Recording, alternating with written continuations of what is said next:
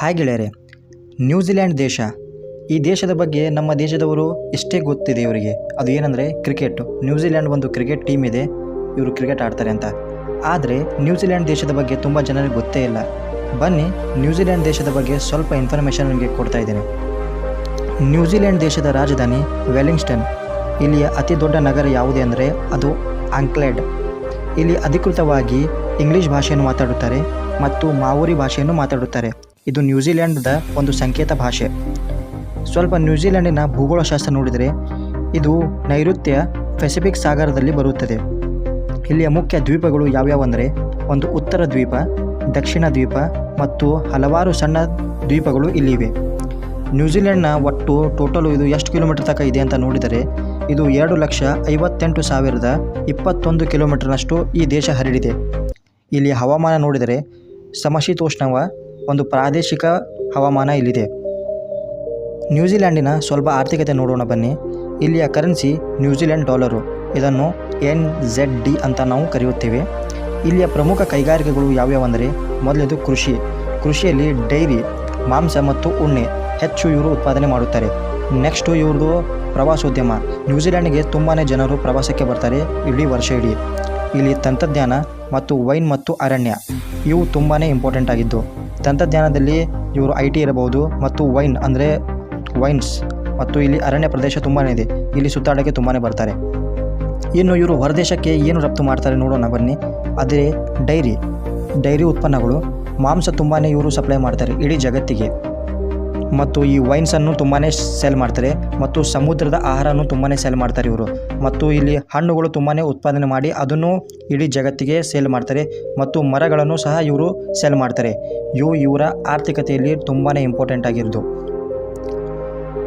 ಇನ್ನು ನ್ಯೂಜಿಲ್ಯಾಂಡ್ ದೇಶದ ಸ್ವಲ್ಪ ಸಂಸ್ಕೃತಿ ಮತ್ತು ಅಲ್ಲಿಯ ಸಮಾಜ ಹೇಗಿದೆ ಅಂದರೆ ಇಲ್ಲಿ ಟೋಟಲ್ ಜನಸಂಖ್ಯೆ ಎಷ್ಟಿದೆ ಅಂದರೆ 5.2 ಮಿಲಿಯನ್ಗಿಂತ ಜಾಸ್ತಿ ಇದೆ. ನೋಡಿದರೆ ಒಂದು 50 ರಿಂದ 60 ಲಕ್ಷ ಜನರ ಇಲ್ಲಿ ಇದ್ದಾರೆ ಇಡೀ ದೇಶದಲ್ಲಿ. ಇಲ್ಲಿಯ ಜನಾಂಗೀಯ ಗುಂಪುಗಳು ಯುರೋಪಿಯನ್ ಕಲ್ಚರ್ನವರು ಇವರು. ಮತ್ತು ಇಲ್ಲಿ ನೆಕ್ಸ್ಟು ಮಾವೋರಿ ಒಂದು ಏಷ್ಯನ್ ಪೆಸಿಫಿಕ್ನ ಒಂದು ಐಲ್ಯಾಂಡ್ನ ಇದೊಂದು ಕಲ್ಚರಿನ ಜನರು ಇಲ್ಲಿ ವಾಸವಾಗಿದ್ದಾರೆ. ಇಲ್ಲಿಯ ರಾಷ್ಟ್ರೀಯ ಕ್ರೀಡೆ ಯಾವುದು ಅಂದರೆ ಅದು ರಗ್ಬಿ. ಇದು ಯೂನಿಯನ್ ಎಲ್ಲ ಕರಿಯನ್ ಮನೆ ಅಂತ ಇದನ್ನು ನಾವು ಹೇಳ್ತೇವೆ.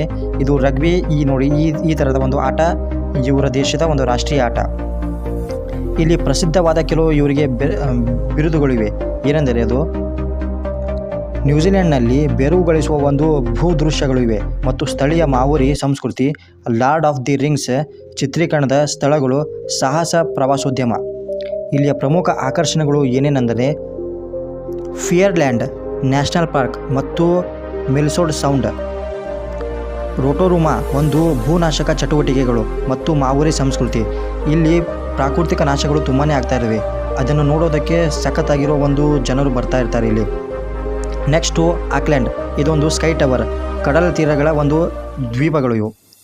ವೆಲ್ಲಿಂಗ್ಸ್ಟನ್, ಇದು ಪಾಪಾ ಮ್ಯೂಸಿಯಂ ಚಲನಚಿತ್ರದ ಒಂದು ಕೇಂದ್ರ ಇದು. ನೆಕ್ಸ್ಟು ಕ್ವೀನ್ಸ್ ಟೌನ್, ಇದು ಸಾಹಸ ಪ್ರವಾಸೋದ್ಯಮದ ಮತ್ತು ಸ್ಕೀಯಿಂಗ್ನ ಒಂದು ಆಕರ್ಷಕ ಜಾಗ. ನೆಕ್ಸ್ಟ್ ನೋಡಿದರೆ ವೈಟೋಮಾ ಗುಹೆಗಳು, ಇದೊಂದು ಗ್ಲೋಮಸ್ ಗುಹೆಗಳು. ಇಲ್ಲಿ ತುಂಬಾ ಜನರು ಹೋಗ್ತಾರೆ. ಇಲ್ಲಿ ನ್ಯೂಜಿಲ್ಯಾಂಡ್ನಲ್ಲಿ ಪ್ರವಾಸೋದ್ಯಮ ಹೇಗಿರುತ್ತೆ ಅಂದರೆ ನ್ಯೂಜಿಲ್ಯಾಂಡ್ನ ವಿಶ್ವ ಪ್ರಸಿದ್ಧ ಪ್ರವಾಸಿ ತಾಣಗಳು ಇವರ ಹತ್ರ ಇದೆ.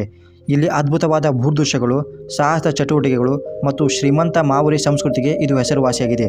ಇನ್ನು ನೀವು ಇಲ್ಲಿ ಪ್ರವಾಸಕ್ಕೆ ಹೋದರೆ ಏನೆಲ್ಲ ನೋಡಬಹುದು ಅದನ್ನು ಸ್ವಲ್ಪ ಡೀಟೇಲ್ ಆಗಿ ಹೇಳ್ತೀನಿ ನೋಡಿ. ಮೊದಲನೇದು ಉತ್ತರ ದ್ವೀಪ. ಇಲ್ಲಿ ಒಂದು ಉತ್ತರ ದ್ವೀಪ ಅಂತ ಜಾಗ ಇದೆ. ಅದರಲ್ಲಿ ಆಕ್ಲೆಂಡ್, ಇದೊಂದು ಸ್ಕೈ ಟವರ್, ಸುಂದರವಾದ ಬಂದರುಗಳು ಮತ್ತು ಹತ್ತಿರದ ದ್ವೀಪಗಳಿಗೆ ಇದು ವಹೇಗಿ ರಂಗಿನೋಟ ಒಂದು ದೊಡ್ಡ ನಗರವಾಗಿದೆ ಇದು. ನೆಕ್ಸ್ಟ್ ಇಲ್ಲಿ ಬರೋದು ರೋಟೋರುಮ್ನಾ, ಇದೊಂದು ಭೂನಾಶಕ ಚಟುವಟಿಕೆಯ ಒಂದು ಪರಿಸರ. ಇಲ್ಲಿಯ ಗಿರಿಸಗಳು, ಬಿಸಿ ನೀರಿನ ಬುಗ್ಗೆಗಳು ಮತ್ತು ಮಾವೋರಿ ಸಂಸ್ಕೃತಿ ಇದು ತುಂಬಾ ಪ್ರಸಿದ್ಧವಾಗಿದೆ ಇಡೀ ಜಗತ್ತಿಗೆ. ನೆಕ್ಸ್ಟು ಇಲ್ಲಿಯ ಗುಹೆಗಳು. ಅವು ಗುಹೆಗಳು ಯಾವುವು ಅಂದರೆ ವೈಟೋಮಾ ಗುಹೆಗಳು. ಇಲ್ಲಿ ಗ್ಲೋಮರ್ಸ್ ಮತ್ತು ಅದ್ಭುತವಾದ ಗುಹೆ ರಚನೆಗೆ ಇದು ಹೆಸರುವಾಸಿಯಾಗಿದೆ. ವೆಲ್ಲಿಂಗ್ಸ್ಟನ್ ಅಂದರೆ ಇಲ್ಲಿಯ ರಾಜಧಾನಿ, ನ್ಯೂಜಿಲ್ಯಾಂಡ್ನ ರಾಜಧಾನಿಯಲ್ಲಿ. ಅಲ್ಲಿ ನೀವು ಏನೆಲ್ಲ ನೋಡಬಹುದಂದರೆ ಒಂದು ಪಾಪಾ ಮ್ಯೂಸಿಯಂ ಅಂತ ಇದೆ. ಇದು ಒಂದು ರೋಮಾಂಚಕ ಕಲಾ ದೃಶ್ಯ.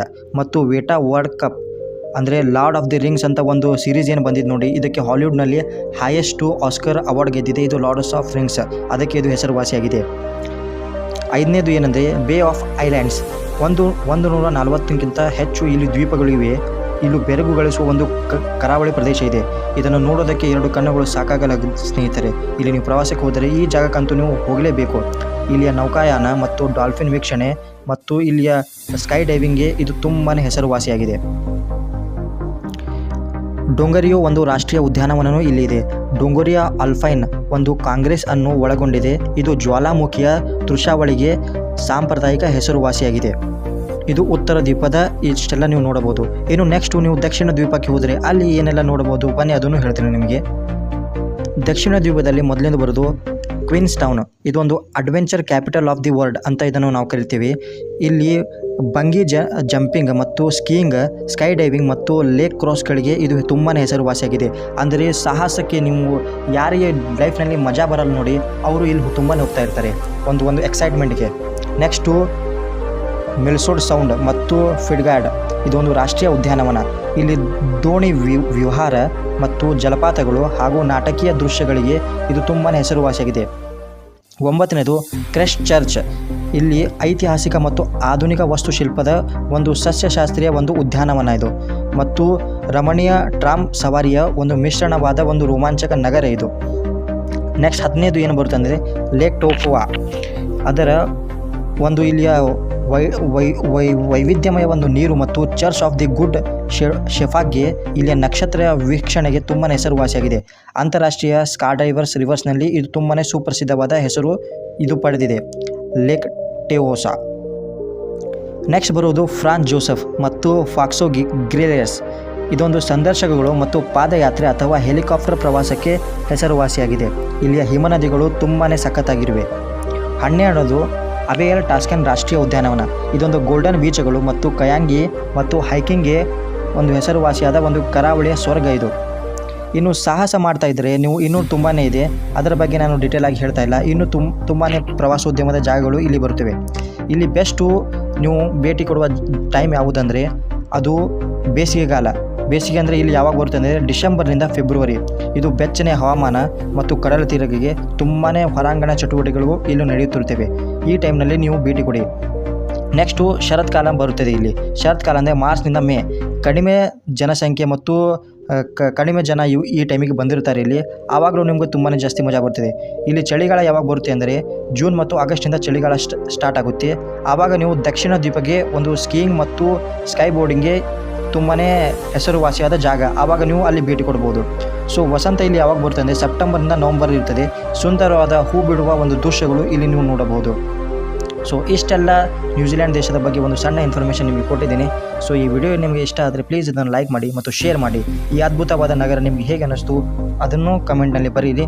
ಈ ಸಂಪೂರ್ಣ ದೇಶದ ಬಗ್ಗೆ ಒಂದು ಕನ್ನಡದಲ್ಲಿ ಇನ್ಫಾರ್ಮೇಷನ್ ಕೊಟ್ಟಿದ್ದೀನಿ. ಸೊ ಪ್ಲೀಸ್ ಈ ಚಾನಲ್ನ ಸಬ್ಸ್ಕ್ರೈಬ್ ಮಾಡಿ, ಲೈಕ್ ಮಾಡಿ ಮತ್ತು ನಿಮ್ಮ ಸ್ನೇಹಿತರಿಗೂ ಇದನ್ನು ಶೇರ್ ಮಾಡಿ. ಕ್ರಿಕೆಟ್ ಬಿಟ್ಟು ನ್ಯೂಜಿಲೆಂಡ್ ದೇಶದ ಬಗ್ಗೆ ಹೆಚ್ಚು ಏನಾದರೂ ತಿಳ್ಕೊಂಡಿದ್ದರೆ ಅದಕ್ಕೋಸ್ಕರ ಹೇಳ್ತಾ ಇದ್ದೀನಿ. So thank you for watching this video. Good bye.